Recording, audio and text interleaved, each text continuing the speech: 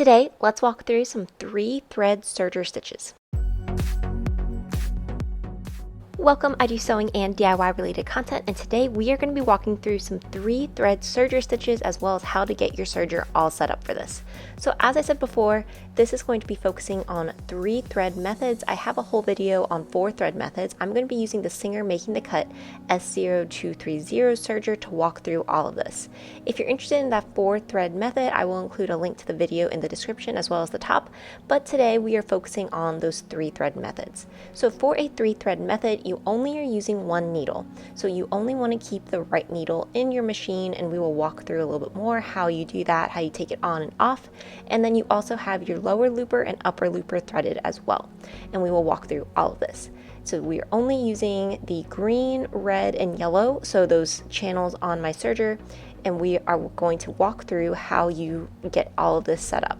So as you can see here, this has a 1, 2, and a 4. So we are ignoring the 3 since we are not worrying about that 4th thread. So we are going to be starting off with 1 though, which is that red channel. And you're going to be taking your thread. So I'm going to be using white today to try to make it a little easier for you to be able to see since the serger does have that blue contrast. And you are just going to be bringing your thread all the way down the channel into the bottom so that we can begin threading our looper.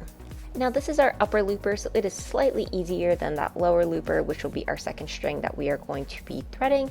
But for the lower looper, you want to follow where there's these little red dots. So there's like little notches that you need to put your thread in for those spots. So as you can see here, I put it into that first notch, and then I'm just going to thread it through the second loop. And if your serger did come with tweezers, you could use that as well. I didn't have any issues using my hands though for this. And then there is a third red dot up at the top. So I'm going to be putting it through there. And then there is going to be one more spot that we need to put our thread through to finalize the upper looper threading. And now for this, it is a very tiny little hole next to our needle that is near the top portion of our serger. Now for this, if you find it easier to use your tweezers, you can definitely do that, but there's a tiny little hole and we are going to be putting it right in there. Now once you thread it through that hole, be sure to pull the thread to the back. You do not want to be pulling it to the front. You want to pull it very slowly out through the back, making sure that the thread's not getting caught on anything else within the serger and everything is laying nice and smooth. This will allow it to make sure that you are able to actually get the stitch going and it's not getting caught up on anything, including that lower looper.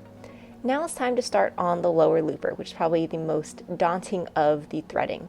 So very similar to the upper looper that first start, we're just going to hook it under and then bring it down through the channel. Now it is time to start actually threading our lower looper in the bottom. So this is following those yellow dots. So there are some yellow dots that are set up onto the serger itself. So you can see that there is one on the left that I just did.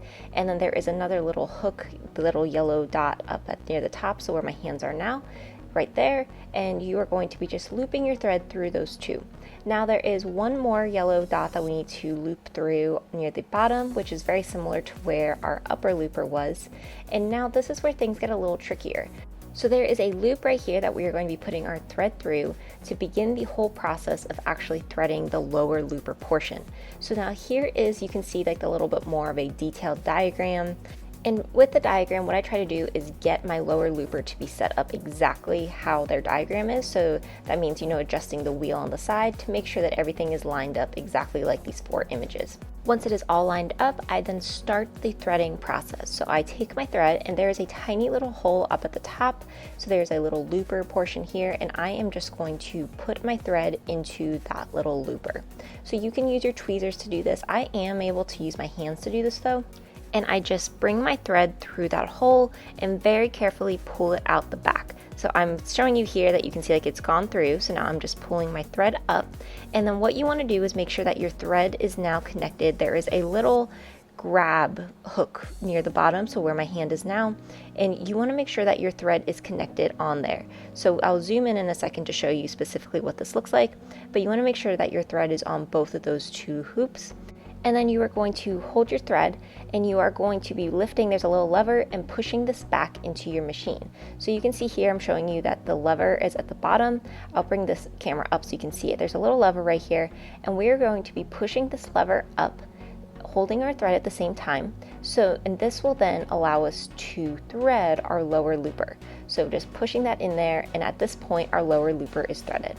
Now for the extra thread that you have, we are just going to be pulling this to the back of our machine, being very careful that it is above the thread for our upper looper, as you don't want those to get caught or twisted, and if it does get caught or twisted, it's not going to be able to sew the stitch correctly. So just really being careful that you have your threads so that they are not crossing, that everything looks good. So as you can see here, I have my lower looper thread above my upper looper thread. Everything is laying as it should, and we are now ready to actually get started now with our needle threading and getting that whole portion complete. So as I said earlier, since this is a 3-thread stitch, you only need to use the right needle. So for my serger, it came with a bag of parts. Specifically, I think it came with extra needles, but it also came with this little screwdriver tool. And this is what you are going to be using to take your needle on and off if you do have that left needle still in. So you just have to put this into that little screw that's there, and then you screw it loose, take the needle out, and then you can put it back in. For that extra needle, I just store it into the bag that everything came with so that I make sure I don't lose it. Now for threading the needle itself, this is very, very easy. You just bring it down the channel and then bring it all the way around and then thread your needle as normal. So much easier than both of our lower and upper looper, only about 2 or 3 steps. Then once you thread your needle, you can definitely use your tweezers if you need to. I was able to use my hands though. Just get it into that little hole onto your needle and then bring the string all the way back. So all of our threads are at the back of our machine now. Everything is laying nicely and everything now has been threaded. I can now close up my serger and we can actually begin testing this out and seeing what the stitches look like. So I am going to be using a piece of black fabric. Since I have white thread in, you should be able to see the stitches really, really nicely. And the first stitch I'm going to start off with is just your 3-thread overlocking stitch. So you can use this to finish off your edges and everything should look really, really nice with it. So I put my presser foot down and then I just begin serging. So I have not affected any of the settings that are on my serger. I'm just letting it go at the standard. This is what it looks like. It looks really nice, really neat. You can see that everything is as it should. But now, let's say you wanted to do a really fine rolled hem. So I've really gotten into this narrow rolled hem technique, and it's really not too hard to adjust. So all we're going to be adjusting is our lower looper. You want to bring that up to about a 9, which I know with the serger it's a little hard to see that yellow on the gray, but I'm adjusting that to a 9. Then I have this little lever here, and I'm going to bring it from an N to an R for rolled. Then on the side, I'm going to be changing the tension to between like a 1 and a 2. And this is going to give us a really nice narrowed rolled hem effect. So I'm going to take this stitch for you so that you can see what it looks like, and I'm doing it on the same piece of fabric so we're able to compare and contrast the 2 different threads. And when you do this, what you're going to end up having is this really nice way to finish off your edges. So you can see that everything looks nice and neat. It has a really fine finish, especially compared to our overlocking stitch. And this is just another way that you could finish off ruffles, a skirt hem. I did it for ruffles for a swimsuit, and I will be sure to include a link in case you're interested in that.